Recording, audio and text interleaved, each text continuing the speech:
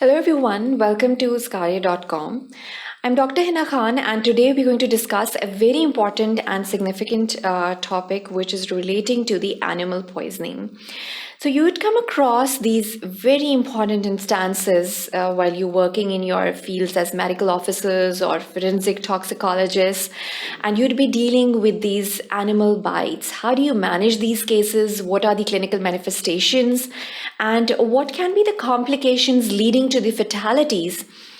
In these particular cases is very important. There are a range of animals out there, ranging from bees, wasps, scorpions, spiders that can cause fatalities in the individuals. We'd be particularly focusing on scorpions. So the venom that is involved is toxalbumin that we're dealing with when we have the scorpion bites.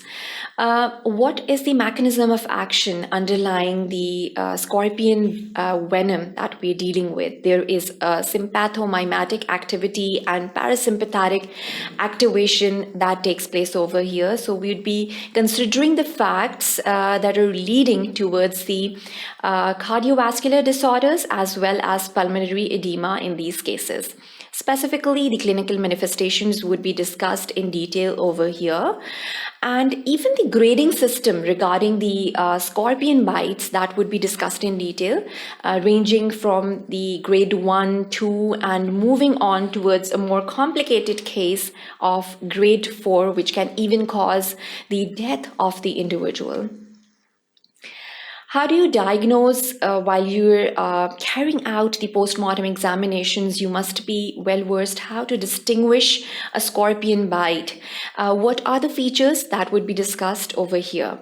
Then, what are the medical legal aspects attached to such cases of scorpion bites that would be discussed in detail? Most importantly, it is a accidental case that we're usually dealing with. But we have to look for any foul plays or any suspicion of foul plays would be investigated in detail. Moving on, we have another variety of animal bites that sometimes you are dealing with, and it is the spider bites. Most notoriously, usually they do not end up into the fatalities, but they can. And what are the enzymatic activities that are taking place along with this venomous activity particularly would be discussed in this particular lecture. The underlying mechanism whenever there is a bite with the most notorious black widow, how does it causes the muscular rigidity and the paralysis in the individuals acting upon the neuromuscular junctions would be discussed in detail over here. Again, on post-mortem examinations, carrying out the post-mortems, you should be well versed with this condition. How do you diagnose cases of spider bites? So you can watch this lecture as well as a variety of other lectures on our website by subscribing to it, and you can even start your free trial right now. Thank you for watching Skaria.com.